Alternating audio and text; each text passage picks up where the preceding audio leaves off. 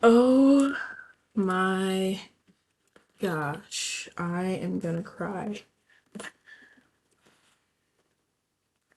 Guys, I posted a video of me reacting to 5 minute crafts and YouTube took it down because it was copyright. And like I always see people posting videos with 5 minute crafts, so I didn't think there'd be a problem, but apparently there is. So yes. Now we're gonna be reacting to Am I the Bumhole stories. Because one, I haven't done that in a while. And two, it's like the fastest thing I could do. Because I have to get a video up for today. It's literally Saturday. So we're reading them as Am I the Bumhole? Okay. So. So we're gonna.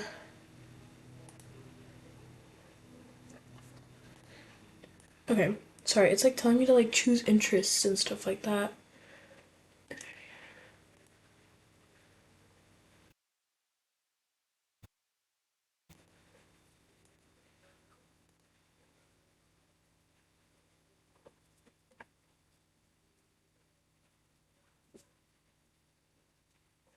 Okay, we're gonna reload the page, get the newest one, 12 hours ago. Okay. Am I the butt for defending my adopted sisters and upsetting my girlfriend? When I was 16, my family adopted 3 girls from my high school. Their mom died, they had no other family, and were about to be taken by CPS. I was close with one of them and saw firsthand the stuff they went through, including substance issues, the older men taking advantage of them. My parents helped them with everything: school, college, cars, apartments. They truly treated them like family. Now we're all in our late 20s, and the sisters have mostly drifted away. They rarely visit or reach out. My mom is hurt and feels used. I think it is sad, but I also understand it. They never asked for a new family. They were thrown into ours during a traumatic time, and now they are adults. They want space. I do not think kindness should require a perfect return. My girlfriend is close with my mom and has aborted her frustration. She dislikes the sisters even though she has only met them twice. Today, her employer mentioned knowing the sisters in high school and said they were rude. I said that two I said that two had that reputation, but the third was well liked. That was it. My girlfriend immediately asked why I always defend them, why I am so protective, and why I cannot admit they were ungrateful. When I tried to explain that, I saw what they lived through. She mocked me. She said, "Oh, boo hoo. Did you have to protect them? And eventually, are you in love with them?" That accusation really bothered me. I am not in love with any of them, and the fact that she jumped to that made me feel ridiculous for even trying to be understanding. It also feels like she enjoys hearing negative things about them, which makes no sense given how little she knows them. The argument lasted all day and escalated. I ended up calling her insecure, crazy, pathetic, among other hurtful things, which I regret, but I felt like she was gaslighting me. Now she says I'm ruining our relationship, because I am defending a sister I'm in love with. I honestly do not know how we got here. I'm not obsessed with the sisters. I just do not blame them for distancing themselves, and I do not think what my family did for them means they owe us lifelong loyalty. Okay, my personal opinion is that he is not the butt, because he's not the butt because I mean, like, yeah, they were just thrown into that family. They didn't have a choice. They couldn't say no. I don't want to go to that family. So like, why are they expecting something in return? You know, they still reach out. They still talk to you. They visit it every now and then. Why do you have an issue? So that's my opinion. Let me know y'all's opinion, cause I want to know. Okay, let's see. We're gonna reload the page again for a new one. Okay, these are not like new. These are like, oh, 4 hours ago. Here we go. Okay. Am I the butt for going out of town for a concert while my daughter is sick? Over 6 months ago, I bought tickets to a concert 5+ hours away from my city. The concert is tomorrow, and I plan to drive down tonight after work and dropping off my daughter at her dad's. Oh my gosh, I cannot read. The ticket and my accommodations are already paid for and non-refundable. I've been really excited for this trip since I found out about it. All week, my daughter, 10 years old, has been homesick. She has a dry cough, slight fever, but nothing extreme, and a decreased appetite. I work from home in a slow season at work, so I was able to be by her side all week to take care of her. She's slowly getting better, but still not feeling great. I updated her dad on her condition so he could keep an eye on it, but now he's saying I'm being selfish and I should skip my trip so he doesn't catch whatever she has. We share custody during the school year. I have her during the week so I can stay on top of her schooling, homework, extracurricular activities, etc. If I'm not on top of it, he can't be bothered. Her dad picks her up from school on Fridays and has her for the weekend. I pick her back up Sunday morning, just before noon, to take her to horseback riding lessons, and the cycle continues. The only exception is the summer, which is a lot more hectic, but she spends 90% of her summer with me or camping and traveling with my side of the family. She first started getting sick last weekend while she was at her dad's, so if he was going to catch it, he would have already. He insists I should be keeping her at my house until she's feeling better. I told him I'd be dropping her off tonight after work, and he called me a selfish bitch. What am I on my floor? What am I running over? I feel like I'm running over something. Okay. Am I the butt? Edit to add since people are asking. The concert is Papa Roach. Edit number 2. I asked my daughter what she wants to do. Her response, I want to go play Minecraft with dad. No, she does not witness our arguments. They're always in text. I made a condition in our custody agreement that everything regarding our daughters is to be discussed in writing. She knows she's loved and that I would never abandon her if she truly needed me. With a mild cold, she is actively getting better. She does not need me specifically. Girl, you're not the butt. Like, she can go to her dad. I mean, it's a concert. This is 4 hours ago. Oh, this is over 6 months ago. Oh, no. 6 months ago, she bought the tickets. The concert is tomorrow. And this was 4 hours ago. So, she's not the butt. The dad can take her. It's a Friday. Shouldn't he already have her? She's not the butt. She should go to that concert and have fun.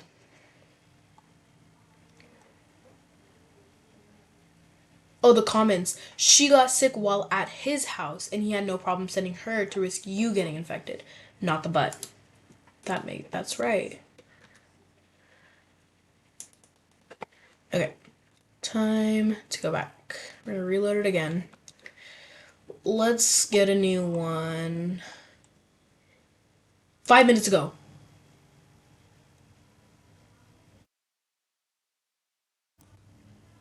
Okay, so this one's a two-parter.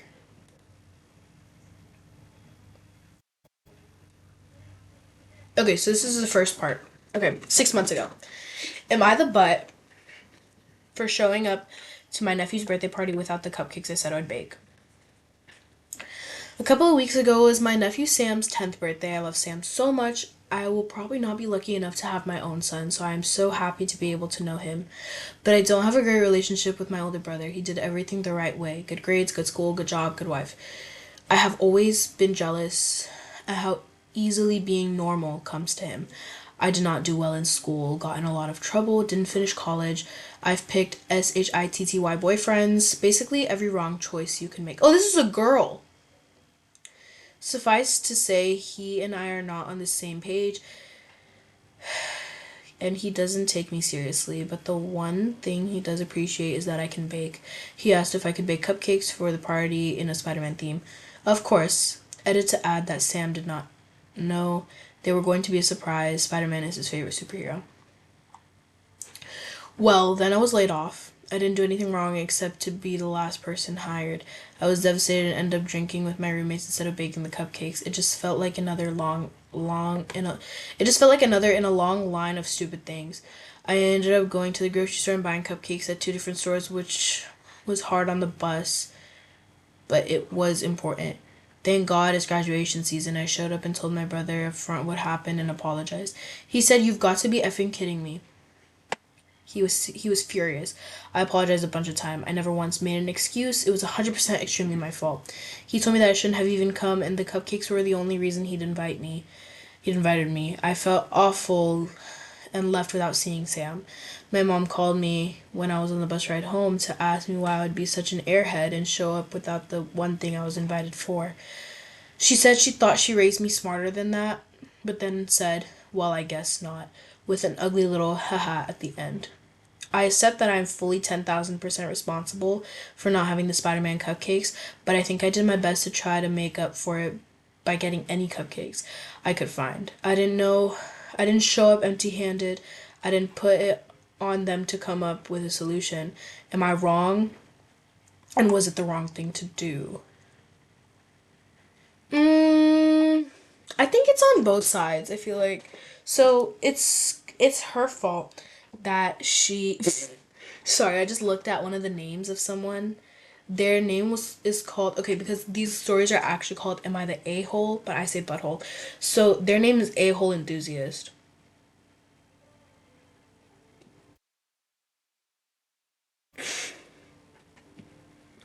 Okay. So um I think it's on both sides of it cuz she said she'd make cupcakes but she went drinking. And then and then he's wrong for being mad at her because one she wasn't like raised very well, like she didn't do everything she was supposed to like he did, and also just like she still brought cupcakes. Come on, just be grateful for that. Like the son didn't know it was going to be Spider-Man, so like what's the point in knowing, you know? So now for part 2. This came out 5 minutes ago. Update.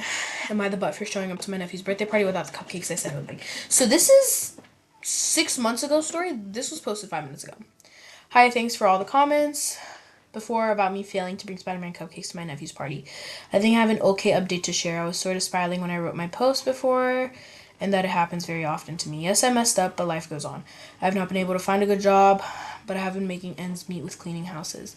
Last week, my family got together for Thanksgiving, and I surprised my nephew by bringing him a small batch of Spider-Man cupcakes, and he was over the moon.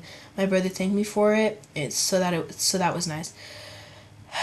My mom said better late than never, I guess, and she and my dad laughed together. I also baked a pie to bring, but I ended up dropping it. For the first time in my life, I stood up for myself against them, and I told them that it was really hurtful that they can't ever just be supportive. That post made me reflect on all the ways over the years they just haven't taken me seriously or have ignored my small wins because I don't get the big ones like my brother. They argued with me, and then probably the best thing ever happened. My sister-in-law stood up for me. She said that. Hang on, guys. I need to put on my glasses. I'm sorry. I'm gonna look horrible with my glasses on, but like I need to wear them so I can see. Need to wipe them.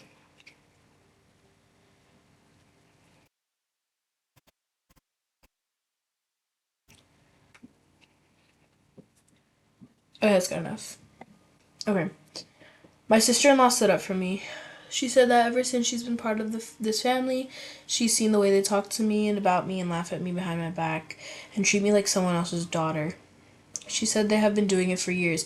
They tried to pull the she knows it's out of love card on me, and I told them that I don't feel. Okay, you know what? I'm reading better without my glasses. Told them that I don't feel loved by them, and I've never brought up that she said the only reason I was ever invited to the party was for the cupcakes. My mom tried to say that that wasn't true, but my sister-in-law stopped her and said that's exactly what she said. My mom and dad were quiet for a little bit, and then my dad said he didn't realize how sensitive I am, and they'll try to do better. I was so happy. Yes, I thank my sister-in-law so much, and we have been texting a ton. I didn't realize she liked me. I think 2026 is going to be my year, and I'm excited. My biggest hope is to find a job that helps me save money so that I can get my own place by 2028. Merry holidays, everybody. Aww, this is so nice. I'm gonna put a comment on this one.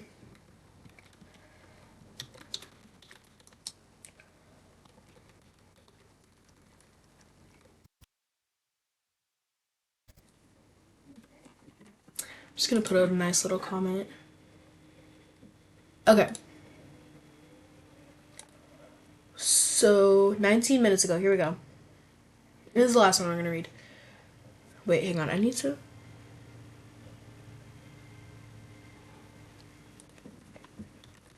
search up what that means. Hang on.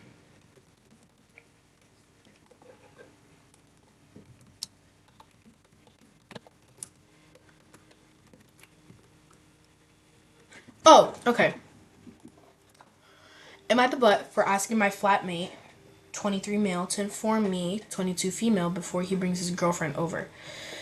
So yesterday, my flatmate told me he got together with this girl he had been seeing for a while. I was very happy for him. He's a somewhat sleeping around type, so I was very happy to learn he is settling down. That is until he mentioned they'll be in an open relationship. Basically, both will continue sleeping around nonetheless. The thing is, my own boyfriend is around quite often. He lives in his family house, so he crashes at my place 2 to 3 times a week. My flatmate has always been 100% fine with that. He likes company around. We'd play cards together in the evening. I don't want him exposed to this kind of ideas and lifestyle. I fear he keeps spending time with a guy freely cheating on his girlfriend without consequences. He'll try to force me to accept him sleeping around too. I'll lose him, and above everything, I don't want a open relationship and promiscuous women lurking around my boyfriend in my own apartment, of all places. I already have to face the entire world with promiscuous women everywhere, from social media to our university. I want to feel safe and loved, at least in my own home. I understand I cannot stop my flatmate from bringing her over. It's his apartment too, so I asked him to not talk about it to my boyfriend. Warn me before he brings her over. The way I will adapt and not have my boyfriend be at the same house at the same time. The first one, he agreed despite rolling his eyes, but the second one, he says I'm ridiculous and refuses to compromise. I even can reciprocate and warn him before my boyfriend comes over. Now he has his own keys and comes and goes as he wishes. My flatmate is fine with that, but he still refuses. It's just temporary. I'll probably have to find another place soon. It sucks because I really enjoy the apartment and this guy is, or at least used to be, a great friend, but protecting my relationship is more important.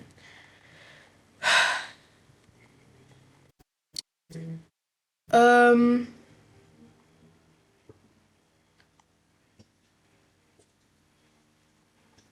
Okay, so I'm gonna read the comments first and then I'll tell you my opinion. Someone said you're the butt. First of all, your flatmate wouldn't be cheating if it's an open relationship. Trying to make something sound more sinister than it is makes a point sad. Secondly, your boyfriend comes over regularly, so you have no business telling your flatmate what to do.